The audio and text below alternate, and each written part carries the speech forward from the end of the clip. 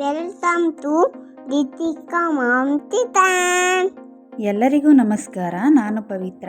ಇವತ್ತಿನ ರೆಸಿಪಿ ಮೊಟ್ಟೆ ಬೋಂಡ ಮಾಡೋದು ಹೇಗೆ ನೋಡೋಣ. ಅದಕ್ಕೂ ಮುಂಚೆ ಯಾರೆಲ್ಲ ನಮ್ಮ ಚಾನಲ್ನ ಹೊಸದಾಗಿ ನೋಡ್ತಾ ಇದ್ದೀರಾ ಪ್ಲೀಸ್ ಇವಾಗಲೇ ಸಬ್ಸ್ಕ್ರೈಬ್ ಮಾಡ್ಕೊಳ್ಳಿ, ಬೆಲ್ ಬಟನ್ನ ಕ್ಲಿಕ್ ಮಾಡೋದನ್ನ ಮರಿಬೇಡಿ. ಬನ್ನಿ ಹೇಗೆ ಮಾಡೋದು ಅಂತ ನೋಡೋಣ.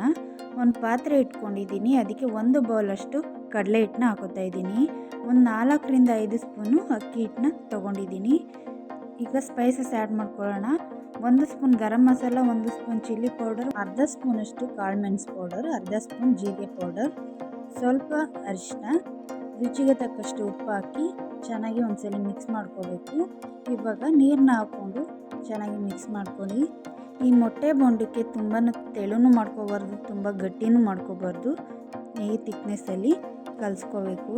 ಗಂಟಿಲ್ಲದೆ ಇರೋ ಥರ ಕಲಿಸ್ಕೊಳ್ಳಿ. ನೋಡ್ತಾ ಇರ್ಬೋದು ನಾನು ಯಾವ ರೀತಿ ಕಲಿಸ್ಕೊಂಡಿದ್ದೀನಿ ಅಂತ. ಈ ತಿಕ್ನೆಸ್ಸಲ್ಲಿ ಕಲಿಸ್ಕೊಂಡ್ರೆ ಸಾಕು. ಇವಾಗ ಒಂದು ಬಾಣಲಿನ ಇಟ್ಕೊಂಡು ಅದಕ್ಕೆ ಎಣ್ಣೆನ ಹಾಕ್ಕೊಂಡು ಬಿಸಿ ಮಾಡ್ಕೊಳ್ಳೋಣ. ಪಕ್ಕದಲ್ಲಿ ಮೊಟ್ಟೆನ ಬೇಯಿಸಿ ಎಡ್ದು ಇಟ್ಕೊಂಡಿದ್ದೆ. ನಾನಿಲ್ಲಿ 15 ಮೊಟ್ಟೆ ತೊಗೊಂಡಿದ್ದೀನಿ. ನಿಮಗೆ ಕ್ವಾಂಟಿಟಿ ಎಷ್ಟು ಬೇಕೋ ಅಷ್ಟು ನೋಡ್ಕೊಂಡು ತೊಗೋಬೋದು. 1 ಮೊಟ್ಟೆ ಫುಲ್ಲೂ ಹಾಕ್ಕೊಂಡಿದ್ದೀನಿ. ಅರ್ಧ ಪೀಸ್ ಮಾಡಿನೂ ಹಾಕೋತಾ ಇದ್ದೀನಿ. ನೋಡ್ತಾ ಇರ್ಬೋದು ನೀವು ಮೊಟ್ಟೆನ ಫುಲ್ ಮೊಟ್ಟೆ ಹಾಕಿ ಮೊಟ್ಟೆ ಬೋಂಡ ಮಾಡ್ಕೋತೀನಿ ಅಂದರೆ ಸ್ವಲ್ಪ ದೂರ ನಿಂತ್ಕೊಂಡೆ ಮಾಡ್ಕೊಳ್ಳಿ. ಯಾಕೆ ಅಂದರೆ ಅದು ಮೊಟ್ಟೆ ಸಿಡಿಯೋ ಚಾನ್ಸಸ್ ಇರುತ್ತೆ, ಅದಕ್ಕೋಸ್ಕರ. ಇವಾಗ ಚೆನ್ನಾಗಿ 2 ಸೈಡನ್ನು ಬೇಯಿಸ್ಕೊತಾ ಇದ್ದೀನಿ. ಈ ಮೊಟ್ಟೆ ಬೋಂಡ ಅಂತೂ ತುಂಬಾ ಸೂಪರಾಗಿ ಬರುತ್ತೆ. ನೀವು ಒಂದ್ಸಲಿ ಟ್ರೈ ಮಾಡಿ ಹೇಗೆ ಬಂತು ಅಂತ ನನಗೆ ಕಮೆಂಟ್ನಲ್ಲಿ ತಿಳಿಸಿ. ಇವಾಗ ಮೊಟ್ಟೆ ಬೋಂಡ ಬೆಂದಿದೆ, ನಾನು ತೆಗಿತಾ ಇದ್ದೀನಿ. ನೋಡ್ತಾ ಇರ್ಬೋದು ಎಷ್ಟು ಚೆನ್ನಾಗಿ ಬಂದಿದೆ ಅಂತ. ನಾನು ಎಲ್ಲ ಮೊಟ್ಟೆ ಬೋಂಡಗಳನ್ನು ಇದೇ ರೀತಿ ಮಾಡ್ಕೋತೀನಿ. ನಾನಿಲ್ಲಿ ಫುಲ್ ಮೊಟ್ಟೆ ಹಾಕೋದನ್ನು ಸ್ವಲ್ಪ ಸ್ಪೂನಿಂದ ಚುಚ್ಕೋತಾ ಇದ್ದೀನಿ. ಈ ರೀತಿ ಮಾಡೋದ್ರಿಂದ ಸಿಡಿಯೋ ಚಾನ್ಸಸ್ ಸ್ವಲ್ಪ ಕಡಿಮೆ ಇರುತ್ತೆ, ಅದಕ್ಕೋಸ್ಕರ ಈ ರೀತಿ ಮಾಡ್ಕೋತಾ ಇದ್ದೀನಿ.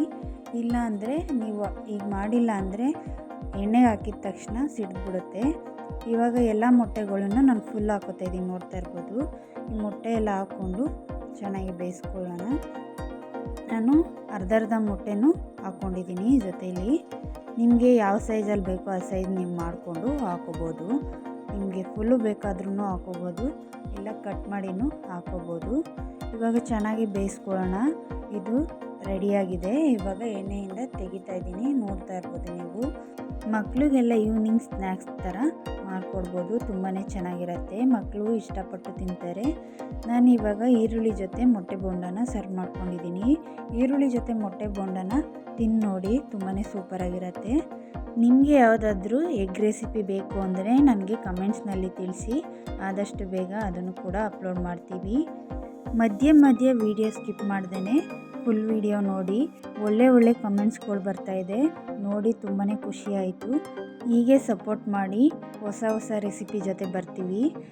ನಮ್ಮ ವಿಡಿಯೋ ನಿಮಗೆ ಇಷ್ಟ ಆಗಿದ್ದರೆ ಲೈಕ್ ಮಾಡಿ, ಶೇರ್ ಮಾಡಿ, ಸಬ್ಸ್ಕ್ರೈಬ್ ಮಾಡ್ಕೊಳ್ಳಿ. ನೆಕ್ಸ್ಟ್ ವಿಡಿಯೋದಲ್ಲಿ ಸಿಗ್ತೀನಿ. Thanks for watching.